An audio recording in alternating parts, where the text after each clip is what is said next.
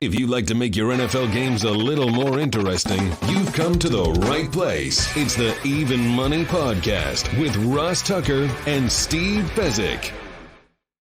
Yeah, Vegas, baby, Vegas. It is the Even Money Podcast, presented, of course, by DraftKings Sportsbook, often imitated, never duplicated. We are one of the top 5 betting podcasts in the world. Pretty much anywhere you look. It's kind of awesome, really. We primarily talk NFL, but we do get into some of the other big events, the Masters, March Madness, etc. It is April, second week of April. So we need to dive into the NFL draft. That's what we're going to do. You need to check me out on social media, please, at Ross Tucker NFL. We are at Ross Tucker Pod. As a reminder, any of you can get access to all of our official bets by becoming a patron at patreon.com/RTmedia. You can also always ask Steve a question if you take advantage of any of the sponsors you find over at rosstucker.com on the sponsor page. Just email me, ross@rosstucker.com, and then you can ask your specific betting question to Steve. We should be able to get to one or two later in today's show. We're at Ross Tucker Pod on social. And of course, a lot of you, more and more, are watching us, youtube.com/Ross Tucker NFL. I referenced Steve. That is, of course, the great Steve Fezzik, the only 2-time winner of the Super Bowl of professional football gambling. And Steve, very excited because for the second year in a row, we have arguably the best NFL draft prop bettor in the galaxy. His name is Anthony Amico. He's from Establish the Run. And when Evan Silva says, Ross, this is the guy, then he's the guy. That's Evan Silva was my Fantasy Feast co-host for a long time. He's now one of the owners over at Establish the Run, a terrific website. And Anthony is as locked in to the NFL draft and the prop bets as anybody.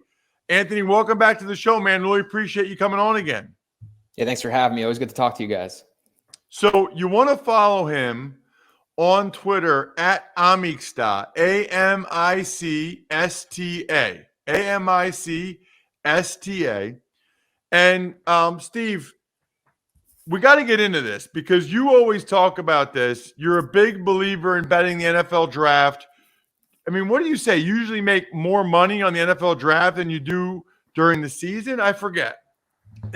Well, per day, absolutely. There are some dark clouds on the Vegas horizon here. I reside in Las Vegas, and the Vegas books, other than betting on who's going to go number one, have yet any of the books to post a line on the draft. Circus says they are going to put lines up on the projected, over under on the top 32 picks, but that may only be up the week of the draft. Vegas is afraid of the draft. Vegas doesn't win booking the draft. They lose every year. Wow. But our friends over at DraftKings already have lines up, Steve. Exactly. And that's the advantage. Certain books offer more liberal offerings, and you absolutely should take advantage of it. And Anthony's going to tell us how to do so right in the show. So I need to look this up. It drives me nuts. I live in Pennsylvania, and you're not allowed to bet the NFL draft, which makes no sense to me. Like, I'll never understand any of these different entities that allow betting. Well, first of all, I don't want to go off here, but I'll never understand any states that don't have it legalized. I mean, you're just giving away millions in revenue for your state to other states or offshore in some cases. So I'll never understand that. And then, okay, whatever your argument is there, but then you allow betting, but you don't allow betting on the NFL draft. Like, Anthony, you're in Jersey, right? Oh, yeah. And you can bet NFL draft. Yep. Okay. So then, like, Pennsylvania lawmakers, like, coach me up here. You allow betting. You understand the benefits of betting. You're reaping the rewards of betting. But for, like, the NFL draft, you want the heavily populated southeastern Pennsylvania, Philadelphia area to just drive across the bridge to be able to bet on the draft and get Jersey the revenue? Steve, does that make any sense? It does not, and I'm not a historian, but I believe I did see Fast Times at Ridgemont High, and wasn't it Jeff Spicoli that said, "Oh, England's got all these bogus rules, and that's why we came to America with cool rules that let libertarian type of rules that let us do and have religious and other freedoms, and yet in England I can walk into any 7-Eleven and bet on anything, and I can't do it in Utah or Texas. That's bogus, man." I love it. All right. So, Steve, you talk about this before we get to Anthony's specific props. Why does Vegas lose? Why are these prop bets so good? Because so many of the bets become, as the draft approaches, predetermined. Teams know who they like. The Bengals decide, hey, I want to take Chase. I'm not going to take a lineman. Word leaks out. Chase is walking around with sneakers that have tiger stripes on them. I think that Chase is going to go to the Bengals. You get the idea. Well, I mean, he did play for LSU too, in fairness. But yes, I understand what you're saying. All right, Anthony, last year you were money for us. It was awesome. Let's talk first about sort of your process here. Why are you so good? When did this start for you? And what do you do to be so good with these prop bets? Yeah, I mean, I just started getting into this a few years ago. I've really always been into the NFL draft, like even like as a kid. Like I just think it's like just an entertaining space, like I love the idea of looking at these prospects and picking them and all that stuff.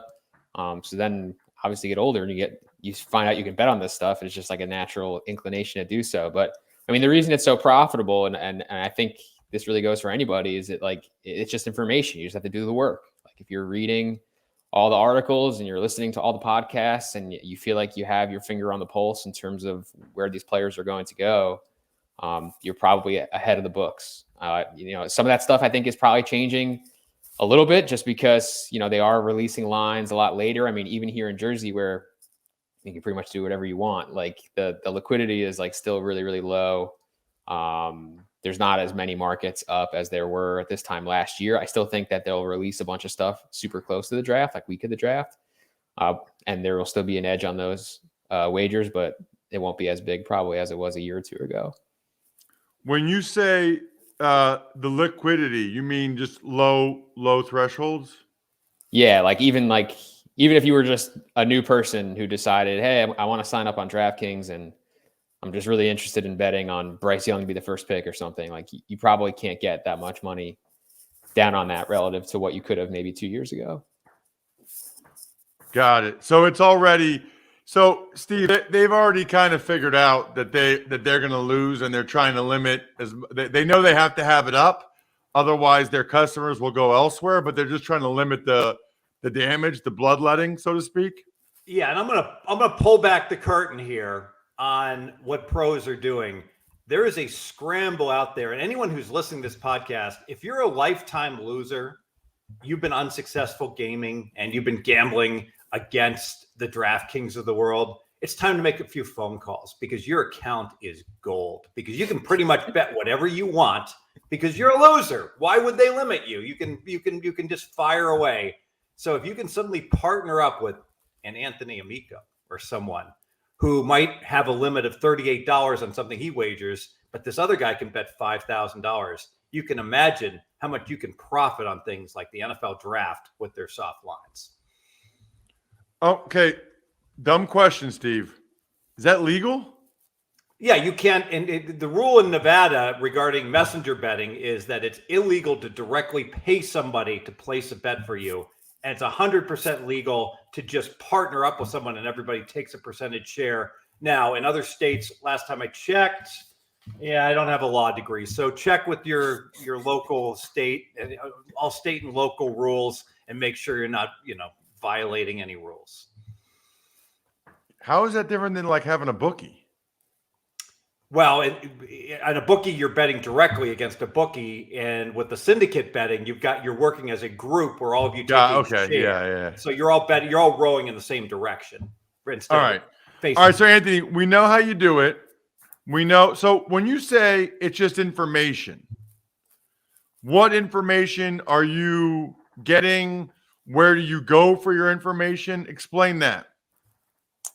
Yeah, it's a lot of focusing on the national insiders for me. So guys like Daniel Jeremiah, Peter Schrager, Todd McShay, Dane Brugler, those types of guys who are kind of like deep into the draft space, have a lot of connections with people in the NFL, maybe even with particular front offices.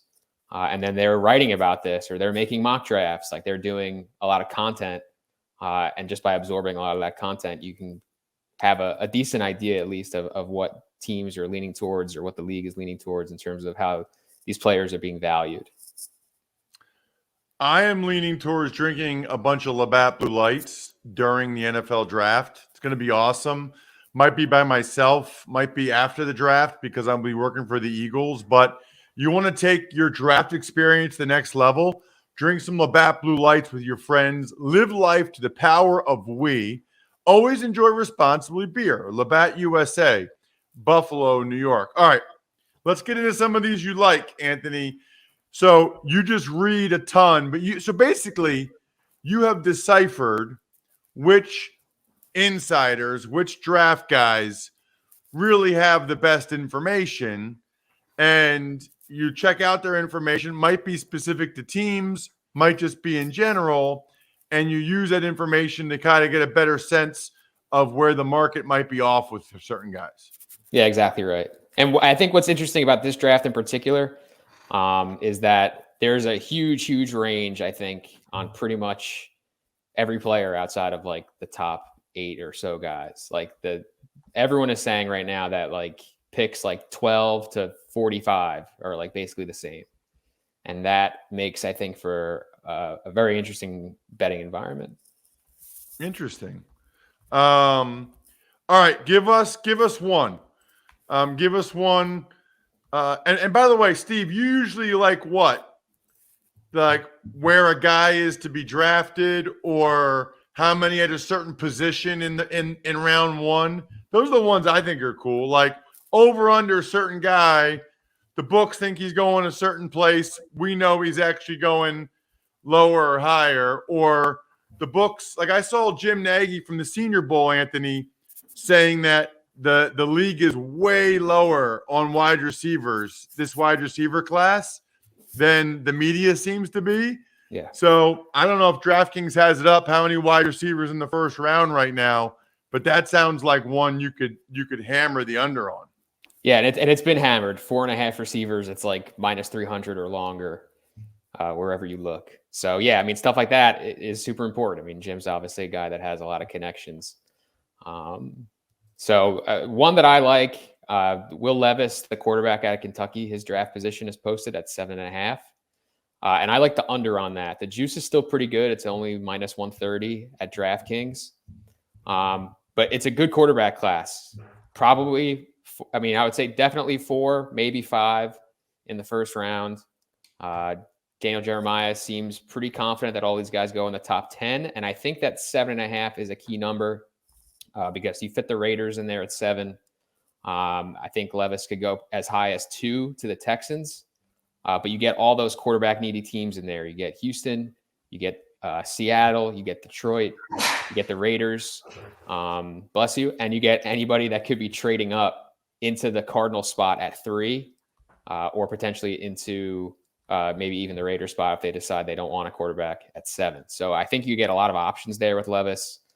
He did really well in this new S2 test, which is like the cognitive processing test that people are talking about a lot more just because Brock Purdy did extremely well in it last year. Bryce Young has the best score in this year's class, and Levis is not far behind. So I do think that the league is probably a little higher on him maybe than the media. So I like him under 7.5. That is really interesting to me because I think there's a chance he doesn't even go in the first round. Wow. Like you and I disagree on that one. Now, listen, I don't talk to anybody really. I mean, I talk to some people, but not like I was going through it, and I really think Bryce Young, Richardson, and CJ Stroud probably go in like the first 4 picks. Yeah. And after that's like, okay, are the Raiders going to take him or not? Like, is this next team are the Vikings going to take him or not? And I feel like we actually did a mock draft on the College Draft podcast. We did a YouTube live, and Levis didn't go in the first round. Now, that doesn't mean anything because we don't know what we're talking about, but he didn't, as we went through it. So your thoughts on that one, Steve? Quarterbacks typically are undervalued, and here's why. It is the very, very rare player that's worth more than 1 point to the NFL line. I mean, you need to be Justin Jefferson. You need to be, C-Mac to be worth more than 1 point if you're out of a game. But if you have a crappy quarterback, if you're stuck with the Sam Darnold type of guy, he's like 2 points worse than average. If you can just get a slightly above quarterback during his career, that's maybe 1 point better than the average starting quarterback. Think about that. That's a 3-point upgrade.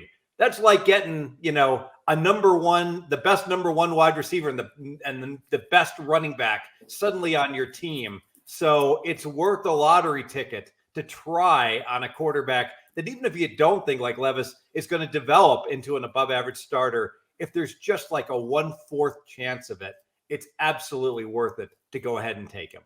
Yeah. And I think the quarterback on a rookie contract has become a big thing now, where maybe even like 3 years ago, people weren't talking about it as much, but you look at a team like Philly or San Francisco that gets to supercharge their roster because they have a quarterback on a rookie scale contract. And I think teams are realizing that provides a lot of value. All right. What about Jalen Carter? Because I know there's an opportunity here, Anthony, with Jalen Carter. I know there is.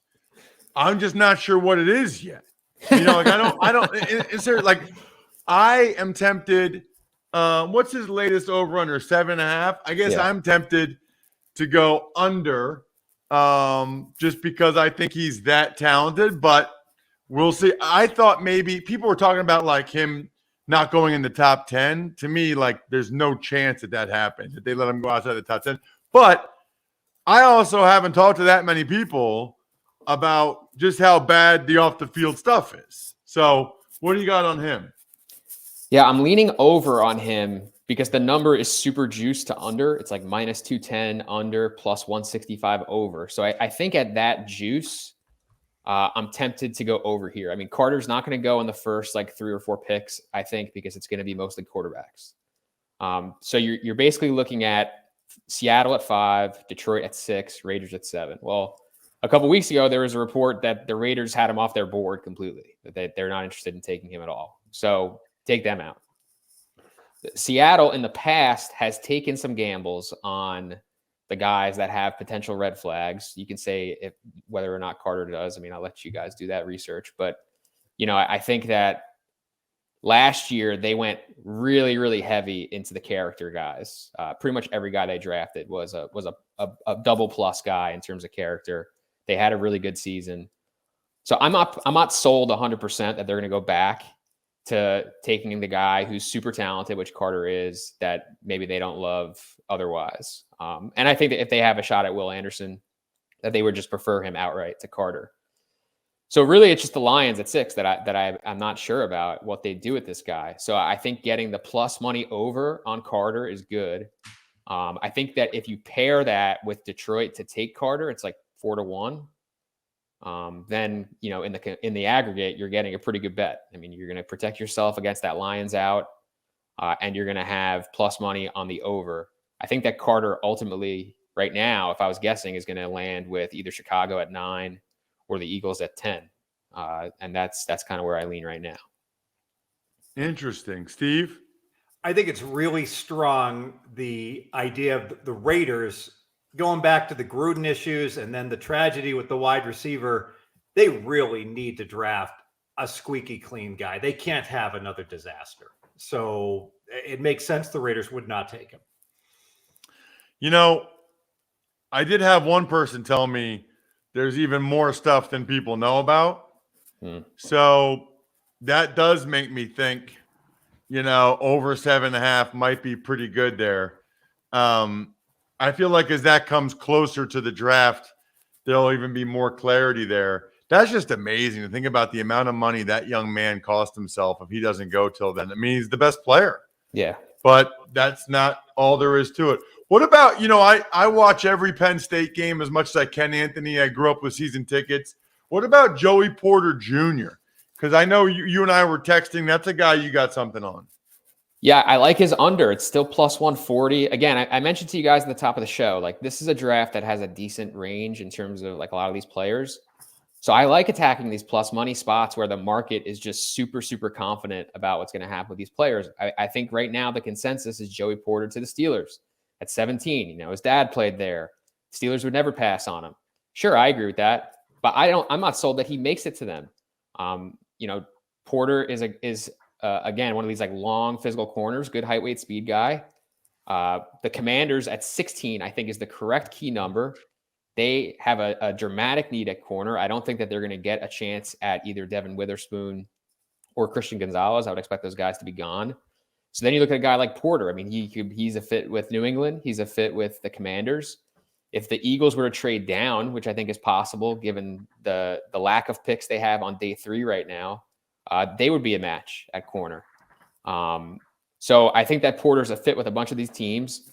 The NFL bloodline guys, I feel like tend to do really well during this process just because, they kind of have the answers to the test a little bit. I mean, Ross, you would know more about this than me, obviously, but I have to imagine the things you say in those rooms has a lot to do with where you end up getting picked. And Porter's going to have, I think, an upper hand there in terms of the meetings and stuff. So I like Porter. I don't think I would take this at minus money, and I don't think I would take this lower than 16.5, but I do think at plus 140, plus 130, that this is a good bet under. I like it. And I do think we've seen a lot of these guys have success recently, right? Like Patrick Surtain, like a lot of these guys whose dads played, they just kind of get it. They get it. They've been around it. Their dads, their dads have already taught them how to be a pro and how to go about it as a pro. So that they're familiar with it. All right. What about first O lineman? Yeah, this is just an interesting market to me because I think that we have a ton of confidence in the two guys at the top, Paris Johnson, Peter Skoronski. But I think that there's a pretty large group of offensive linemen that have a chance here. And I think that the market right now is sleeping on Broderick Jones a little bit out of Georgia. He's 7-1. So you don't have to, put a ton on this one to get a decent return. I think he probably should be priced closer to about 3-1. Has a good athletic profile. His athletic profile is basically the same as Ike Ekwonu. He was a top 10 offensive lineman last year. Paris Johnson, good size. But I really haven't heard much about him being connected to any teams outside of the Bears. And Broderick Jones has also visited the Bears. Skoronski, I think people agree is very good, but it sounds like he might be a guard. And I'm not sure that you're going to take a guard before you take a tackle. So I think that there's at least enough uncertainty here where Jones at 7-1 provides value. I don't think he should be the favorite. I don't think that, I don't think he should be expected to be the first lineman off the board, but if it's 25% and you're getting it at 7-1, that's a good bet. So I like Broderick Jones, first offensive lineman. Interesting. How do you say, how do you know it should be priced more like 3-1? Like, what's the math there? So, I mean, I guess it's kind of like back of the napkin type stuff. I mean, it's not like through like a model or anything, but I think I just didn't know. Yeah, just looking at a lot of the mocks and a lot of like what the beat reporters. You just think there's basically a 1 in 3 chance, and they're giving it like a 1 in 7 chance almost. Right. Exactly. That makes sense. I wouldn't be shocked if he's the first guy off the board at all. That first O lineman off the board. What about wide receiver? Yeah, this is the market that I just think is the most out of whack right now because Jackson Smith and Jigba is minus 200 favorite. And I think that there's a lot of reasons to think that he could be very good. I mean, I certainly think that he's a good player. But you look at how the NFL has traditionally valued these slot receivers. JSN's a guy who's played well over 80% of his snaps in the slot for his career. And you just don't see guys like that get drafted in the top 15. I mean, I think that the highest number that I've seen in the last few years was like in the 60% range. I mean, this is a huge discrepancy off, what teams normally do. So if you're not, so I'm not sold that he's like a top 15 guy or a top 10 guy. And if he's not that, then you start getting into this range of teams in like the late teens and the 20s where it's really choose your flavor. I mean, there's a lot of good receivers out there, I think, in this class. I think that if you look at the rankings, you know, like Daniel Jeremiah still has Jordan Addison as his number one receiver in the class. There was a report yesterday from Peter King that some teams have Addison as their first receiver. Some teams have Zay Flowers. So there's a lot of smoke still around other players at this position. I think that, you know, the market's kind of player evaluation is what's creating this being so heavy in JSN's favor. And I'm just not sold on it. So again, I'm looking at Addison plus 750. And I feel similar to this as I do with Broderick Jones. I actually feel probably even better about Addison because I know that there's people that have him ranked as their first receiver who are prominent in NFL media and who talk to teams and get those impressions. So, you know, Addison's a guy who's played all over the formation. I think that that's the versatility that teams usually look for. And Devonta Smith is another one of these like kind of skinnier guys who's done very well. So I think that helps Addison versus, you know, maybe in previous years, his frame would have been a huge detriment to his draft position. Check this man out on social media. That is the key. At Amicsta, AMICSTA. He is the man over at Establish the Run. Love it, Anthony. I love that this is an annual thing. Really appreciate the time. Thank you so much for coming on the show. Appreciate you guys. Thanks for having me. There he is, Anthony Amico. Steve, just want to let you wrap it up. No, not enough time for an email question, but I want to get your thoughts on what we heard from Anthony. Yeah, and I think you can create a diversified portfolio. If Anthony likes, you know, the number 3 lineman to go first, you certainly could look to play that lineman under where he's going to get selected. You could look to play the other guys over and, you know, use his opinion in terms of who's going to go one and bet it in the over-unders as well. Also, definitely check back with Anthony, you know, later on as the draft is almost upon us, because things certainly do change. And I would guess that he'd have much more definitive opinions right before the draft's about to occur at that point in time. Love it. Really appreciate the time from Anthony. Excellent stuff from you, Steve, as well. Always check him out at Fezzik Sports. I'm at Ross Tucker NFL. We are at Ross Tucker Pod. Next week, we'll get to some of your email questions, so send them in, and we'll have a little more NFL draft talk. It's going to be here in about 2 weeks. Very, very exciting. Other than that, good luck, everybody. Hope you guys win some money. Thanks for listening to the Even Money Podcast. Make sure to also subscribe to the Ross Tucker Football Podcast, The Fantasy Feast, Business of Sports, and The College Draft. All available at Apple Podcasts, rosstucker.com, or wherever podcasts can be found.